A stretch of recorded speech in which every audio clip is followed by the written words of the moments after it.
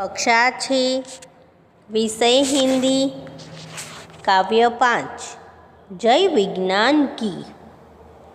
इस इकाई में जय जवान जय किसान के साथ विज्ञान की जय बताई गई है। वैज्ञानिक खोजों की वजह से जो उपकरण बने हैं उनका सारे विश्व पर बहुत बड़ा प्रभाव रहा है।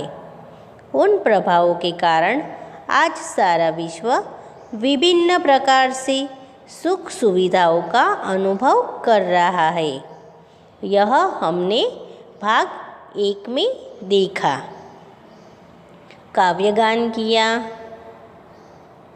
कठिन शब्दार्थ के अर्थ भी देखे और काव्य का सरल अर्थ समझा। अब आगे भाग 2 में हम बाकी का जो काव्य हमने अधूरा रखा था वही काव्यगान करेंगे। काव्य में आने वाले शब्दार्थ और काव्य का सरल अर्थ समझेंगे। भाग 1 में हमने जहाँ तक काव्य देखा था सबसे पहले हम वहाँ तक काव्यगान देखेंगे। जय जवान की जय किसान की जय हो जय विज्ञान की। जय जवान की जय किसान की जय हो जय विज्ञान की। सुविधाओं का शुरू सिलसिला विलासिता की खुशबू है। बचत समय की और शक्ति की अब विकास का जादू है। सुविधाओं का शुरू सिलसिला विलासिता की खुशबू है। बचत समय की और शक्ति की अब विकास का जादू है। नए नए उपकरण बनाए नूतन अनुसंधान की। जय जवान की जय किसान की जय हो जय विज्ञान की। जय जवान की जय किसान की जय हो जय विज्ञान की। मोबाइल पर बातें करिए पेसर फैक्स मुस्कुराते। पल में जयपुर पल में मथुरा मानव आज पहुँच जाते। मोबाइल पर बातें करिए पेसर फैक्स मुस्कुराते। पल में जयपुर पल में मथुरा मानव आज पहुँच जाते। विजय श्री मिलती जिस पथ चल डगर वही आसान की। विजय श्री मिलती जिस पथ चल डगर वही आसान की। जय जवान की जय किसान की जय हो जय विज्ञान की। जय जवान की जय किसान की जय हो जय विज्ञान की। तो मित्रों, हमने जय विज्ञान की इकाई 5 काव्य यहाँ तक हमने भाग 1 में देखा। अब आगे भाग 2 में हम आगे का जो बाकी काव्य है वही गाकर देखेंगे और साथ में कविता का सरल अर्थ भी देखेंगे। कंप्यूटर की क्रांति आ गई, इंटरनेट की परछाई। अधर अधर पर खुशहाली की गंगा यमुना लहराई। कंप्यूटर की क्रांति आ गई, इंटरनेट की परछाई। अधर अधर पर खुशहाली की गंगा यमुना लहराई। बच्चे नई सदी के बोले दूनी अपनी शान की। बच्चे नई सदी के बोले दूनी अपनी शान की। जय जवान की जय किसान की जय हो जय विज्ञान की। जय जवान की जय किसान की जय हो जय विज्ञान की। यह हमने काव्यगान किया। अब आगे हम कविता का सरल अर्थ समझेंगे। क्रांति, क्रांति यानी बदलाव, परिवर्तन। परछाई, परछाई यानी कि छाया। अधर, अधर का अर्थ है होठ। खुशहाली, खुशहाली यानी आनंद, खुशी। गंगा यमुना लहराई, यह एक मुहावरा है। यानी गंगा यमुना लहराना यानी बहुत आनंदित होना या खुशहाल होना, यह इसका अर्थ होता है। सदी, सदी को हम क्या कहेंगे? शताब्दी, यानी कि 100 वर्ष की अवधि। दूनी, दूनी को दोगुनी कहते हैं। दूनी यानी दोगुनी। शान, शान यानी शोभा। देखिए यहाँ पे कविता में जो हमने यह काव्यगान किया, इसमें आने वाले कठिन शब्द के अर्थ हमने देख लिए। अब देखिए हम कविता का सरल अर्थ समझेंगे। कंप्यूटर की क्रांति आ गई, इंटरनेट की परछाई, अधर अधर पर खुशहाली की गंगा यमुना लहराई। बच्चे नई सदी के बोले, दूनी अपनी शान की। यानी कि कंप्यूटर के कारण जीवन में बदलाव आ गया है। इंटरनेट सबको सुख दे रहा है। इसके उपयोग से सबके होठों पर ऐसी मुस्कुराने हैं जैसे उन पर खुशियों की गंगा जमुना लहरा रही हो।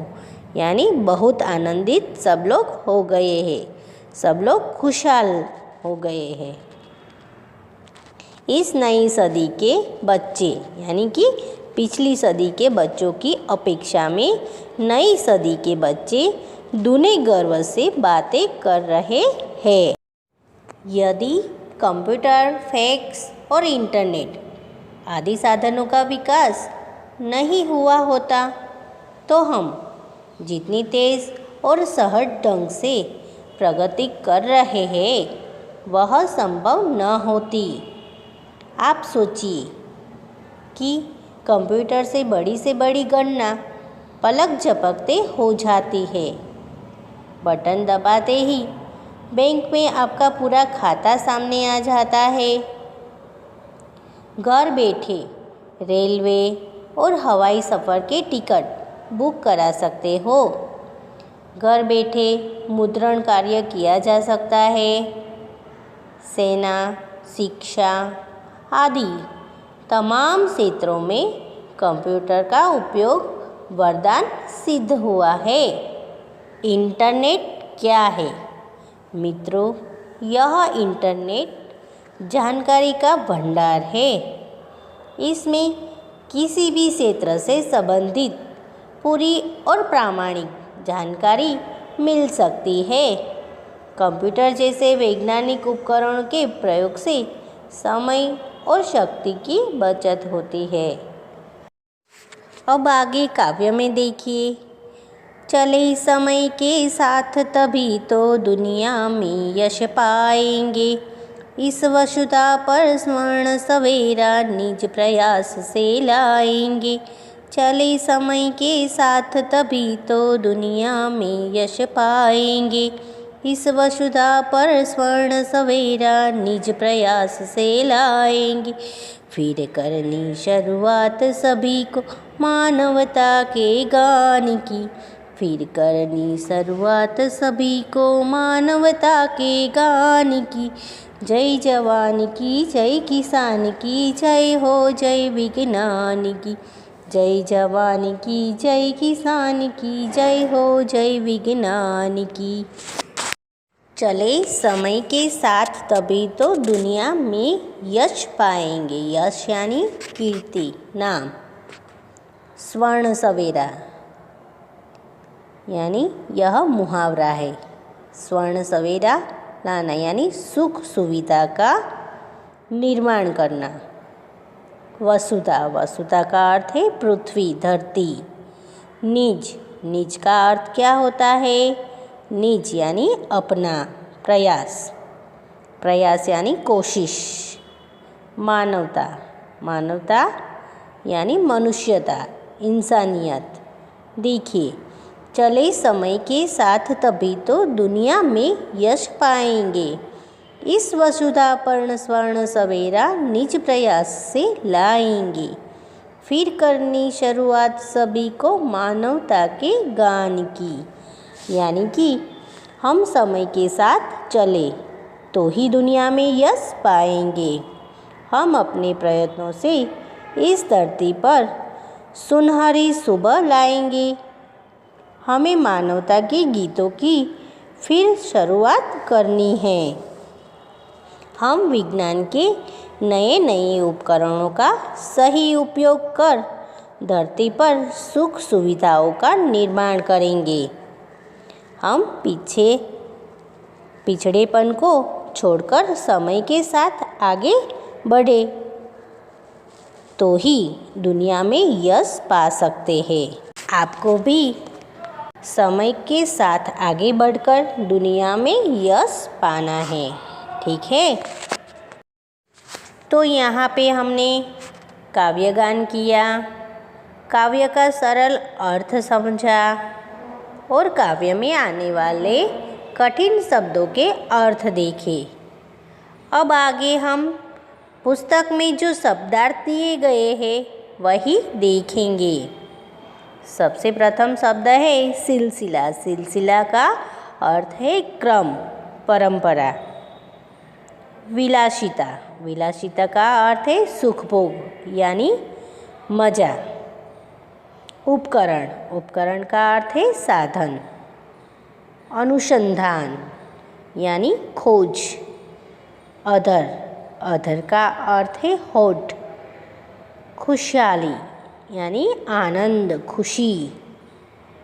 दुनी। दुनी यानी दोगुनी। शान। शान का अर्थ है शोभा, प्रतिष्ठा। यशगान यानी प्रशंसा का गान। वसुधा। वसुधा का अर्थ है पृथ्वी। निज यानी अपना। देखिए यहाँ पे हमने शब्दार्थ देखे। अब मुहावरे यानी यहाँ पे जो मुहावरे आपकी पुस्तक में दिए गए हैं उनके अर्थ देकर आपको क्या करना है, मुहावरे के अर्थ लिखने हैं और साथ में इनका वाक्य प्रयोग भी आपको स्वयं करना है। देखिए, स्वर्ण सवेरा लाना यानी सुख सुविधा का निर्माण करना, यह इसका अर्थ है। आपको यह जो मुहावरा है उसका वाक्य प्रयोग करना है। गंगा यमुना लहराना यानी बहुत आनंदित होना, खुशहाल होना, यह इसका अर्थ है। देखिए, स्वर्ण सवेरा लाना यानी सुख सुविधा का निर्माण करना। मैं यहाँ पे वाक्य प्रयोग करती हूँ। अगर आपको दूसरा कोई और वाक्य आता हो तो आप वह लिख सकते हो। हम बड़े होकर देश में स्वर्ण सवेरा लाएंगे, यह इसका वाक्य प्रयोग होगा। दूसरा मुहावरा है गंगा यमुना लहराना यानी बहुत आनंदित होना या खुशहाल होना। हम इसका वाक्य प्रयोग करेंगे। फसल अच्छी हुई तो किसान के घर गंगा यमुना लहराने लगेगी। यह मैंने वाक्य प्रयोग किया। अगर आपको कोई और वाक्य प्रयोग करना हो तो आप लिख सकते हो। देखिए, आगे हम अभ्यास देखेंगे।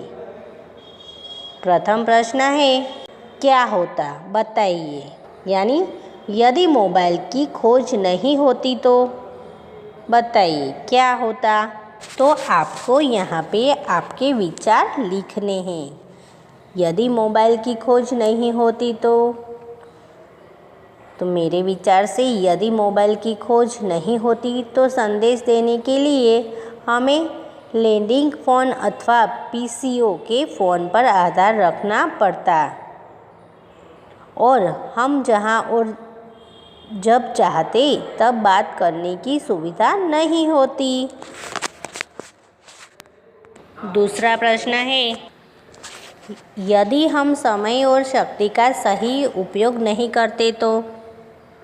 देखिए, यदि हम समय और शक्ति का सही उपयोग नहीं करते तो आज देश ने जो प्रगति की है वह नहीं होती। आपके विचार जो है वही आप लिख सकते हो। तीसरा प्रश्न है, यदि कंप्यूटर, फैक्स और इंटरनेट आदि का आविष्कार नहीं हुआ होता तो यदि कंप्यूटर, फैक्स और इंटरनेट आदि साधनों का विकास नहीं हुआ होता तो हम जितनी तेज़ और सहज ढंग से प्रगति कर रहे हैं वह संभव न होती। ठीक है। प्रश्न नंबर 2, दिए गए उदाहरण के अनुसार समान प्रास वाले शब्दों की रचना कीजिए। देखिए यहाँ पे उदाहरण दिया गया है लिखावट। तो लिखावट से शब्द बनेगा रुकावट, सजावट। देखिए प्रथम प्रश्न है नौकरानी। यह शब्द है तो हम यहाँ पे प्रास वाले 2 शब्द की रचना करेंगे। यानी देखिए नौकरानी तो देवरानी, सेठानी, जेठानी। आगे है आर्थिक। तो आर्थिक को धार्मिक, सामाजिक और तार्किक यह शब्द हम लिखेंगे। नायिका। तो नायिका के प्रास वाले शब्द नायिका यानी गायिका, सेविका और लेखिका यह हम लिखेंगे। चुनाव। चुनाव यानी चढ़ाव, पड़ाव और तनाव यह प्रास वाले शब्द हम लिखेंगे। आगे हमने काव्यगान किया, कविता का सरल अर्थ समझा, शब्दार्थ देखे, मुहावरे देखे, अभ्यास देखा, जिन्हें आपको अपनी नोट में लिख लेने हैं। लिखने के लिए इस वीडियो को आप बार बार देखिए, लाइक कीजिए और सब्सक्राइब करना भूलिएगा मत।